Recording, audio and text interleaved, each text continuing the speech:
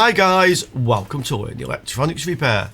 And you know, one of the things I love about this job is when I'm asked to repair strange things. And this falls into this category, strange things. So, anybody know what this is? Well, you'd have to be very honest and say yes or no in the comments, because I'll give you a bit more information. We'll turn it over. Okay, and on the other side, we have a bit more information. Aquatron robotic technology power supply for use with pool cleaner only. So this is a 30 volt 5 amp power supply. Let me show you what this is actually used for. So this is the company's video on YouTube, in actual fact, Aquatron robotic systems, and they make these things. Look, you see, look at that. Yeah, these clean your swimming pool, get all the leaves and things out of there. Yeah, look at that. So that's what it is. These things look like they're great fun. Yeah.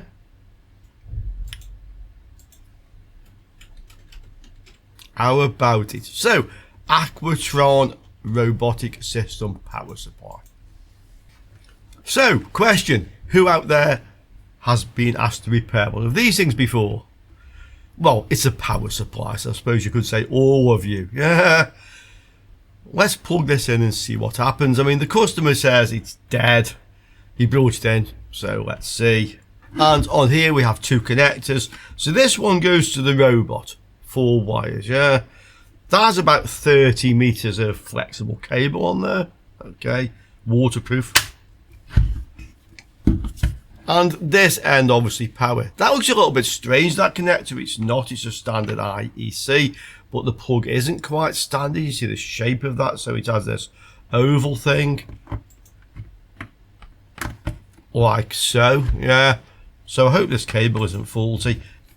The other end is all like molded on with like an easy grip thing like that as well. Okay, so safety, I would think that's designed for. Although this thing doesn't go anywhere near the pool itself. This has the longer cable going down to the robot. So let's plug this in. We'll put the current limiter on. That's a good idea because it will show us whether any power actually went inside this or not. There we see the light bulb out in the dim distance. Let's power this up. Nothing happened. Well, that would suggest no power is actually getting into this.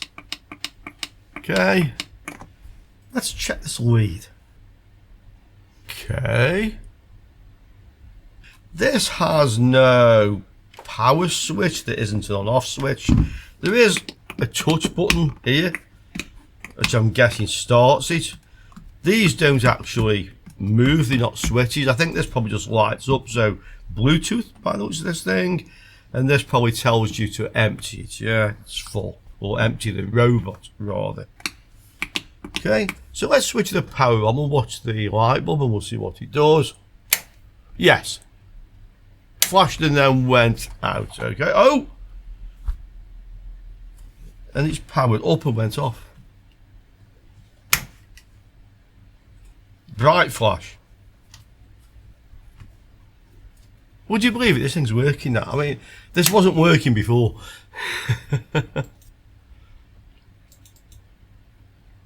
Well, that's interesting, guys, because it's powering up now. I actually tried this when the customer brought it in and it didn't power up. You don't suppose it's something to do with the fact I've got the light bulb current limiter in there, do you? I'm going to leave it for 5 minutes and then let's see what happens if we power it directly from the mains.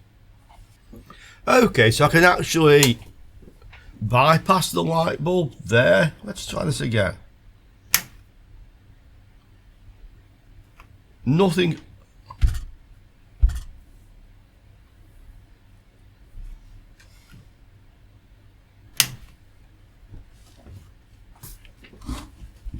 Well, that's interesting. I clearly have an intermittent problem. You can see there that it wasn't working.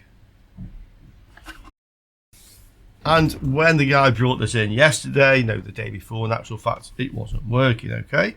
Let's go again. I'll see if I can get it to not work. That's what I want to see.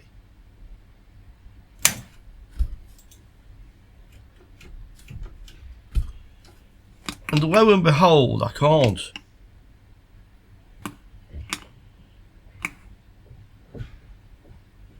I'm not sure what that's doing now, it's doing something. Okay. I'm going to open this up anyway, let's have a look inside it because it's going to be interesting. And hopefully I can get the fault to come back. So I would have to say that it just wasn't starting. So maybe something in the startup circuit is iffy. Yeah, might be some high value resistors. Let's have a look because I'm fairly confident if I just give him this back, it's just going to work for a while and then not work again. Or knowing my luck, the day he turns up to collect it, it won't work. Okay, so inside we have this little controller PCB, which is behind the switch. Yeah, this will be the brains of the unit, no doubt. It has a CMOS type battery on there. I'll just check that in a minute actually. This is the power supply itself. This looks like it may have more than one power supply. Probably a low voltage power supply for all the logic. And then a higher voltage one over there. I'm just not touching the metalwork because I need to check if the capacitor is discharged.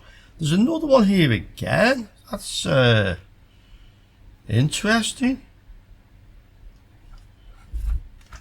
Let's see. So the mains comes in here. This is your mains filter, your NTC. Okay. There's a switching device down there. This could have PFC. Then we have yet another transformer under there. Okay. This is an interesting design, I will say. That one has a heatsink by it and two switching transistors by the looks of it. This one has, looks like a MOSFET next to it. That I'm not totally sure. I mean, there's a lot of gunk on this, so it's a bit hard to say. This heatsink appears to just be the diode. I'm assuming it's a diode on this side output. Yeah, because that's where the output goes from. Okay. And I don't see anything else on the heatsink down there. It's possible that at least one of these things that looks like a transformer is actually an inductor or choke.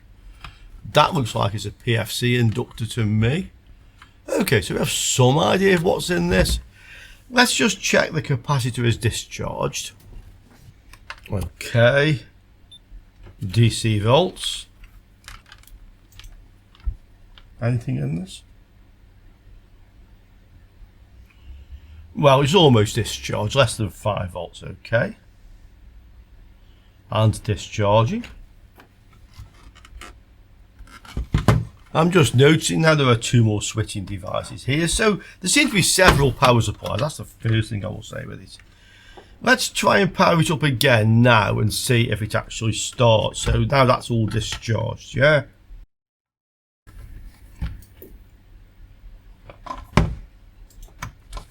So plug it in. What does it do? Nothing. Okay. So it is faulty. If I check on this capacitor again, I'll probably need to discharge it. I'm going to put the current limiter on again and see if it starts again, yeah? So capacitor should now have a high voltage in.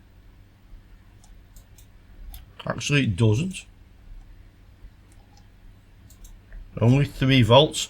Okay, so it didn't switch on that time, and there's no charge in this capacitor. Okay. You can see that. This is a 450 volt capacitor, so this is the high voltage one. But there's no charge in it. 2.7 volts. Right. Current limiter. There. Switch it to limit. Power it up.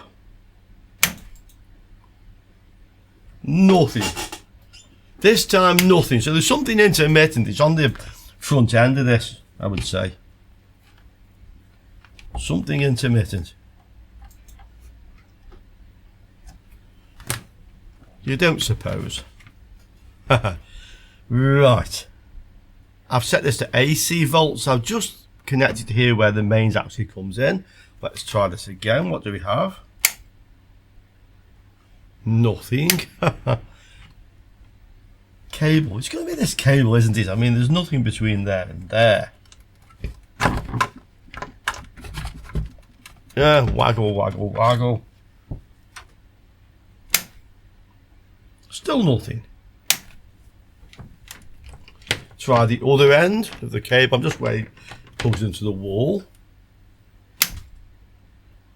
No. Well, easy fault, you would think. Where is the fault?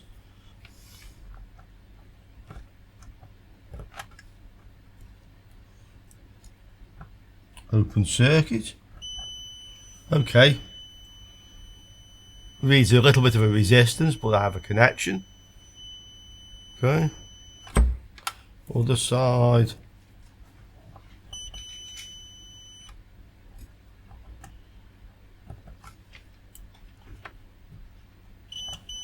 Well, I have a connection to there. So from here.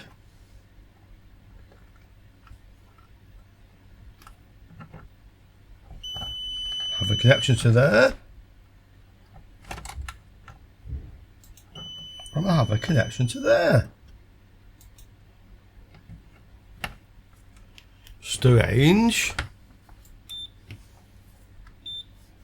Volts.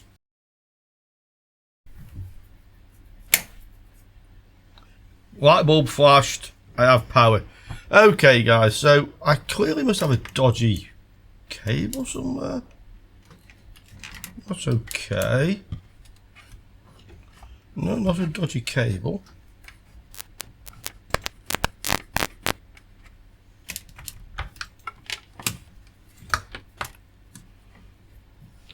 This is fun, isn't it? Well, the problem seems to be on this end, I think. So I've just waggled that a few times. Okay. Power on. Nothing again. Okay. Nothing. Nothing.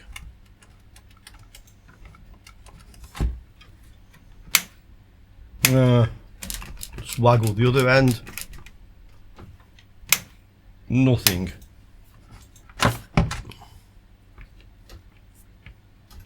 I think it's here.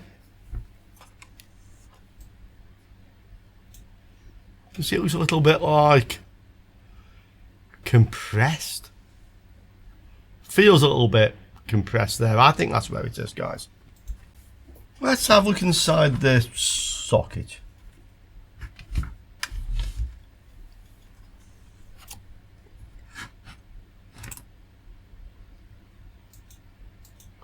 Well, I don't see anything untoward in there.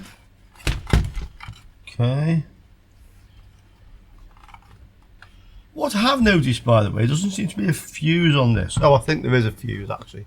I think it's that brown thing down there. Yeah, 5 amps, it says. So that's the fuse. It does have one. Let's just take an ordinary IEC. I'm assuming this will actually fit in. It does. On. Yeah, bulb on. Flash. Power.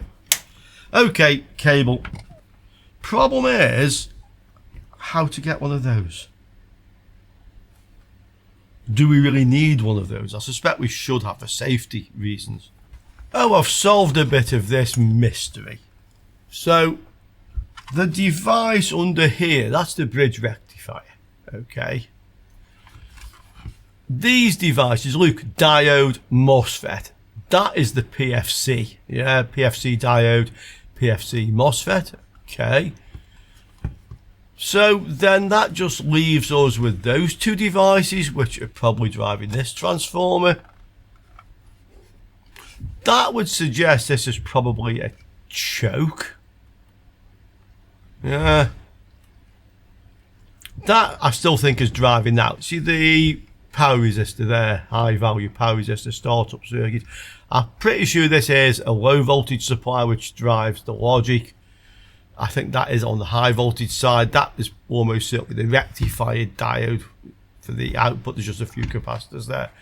So that just about leaves that one. I'm thinking now is another kind of guess. This is an LLC circuit, yeah, because there's 2 transistors. So this could be another inductor or choke. So 2 transistors suggests this is a half bridge type switching circuit. Okay, that's the output transformer, LLC. So LLC means 2 inductors and a capacitor. One inductor is a primary of this, that's the other inductor, and that is the capacitor. It looks right. What doesn't look right is only a single capacitor there. You'd normally expect to find 2 of them, like in an ATX. So without getting the PCB out, that's about the best I can come up with of what we actually have here. You guys down there. Well guys, I'm trying to find a suitable lead like the original one. I tried waterproof IEC plug. I'm not really sure exactly what to search for. That's probably the problem.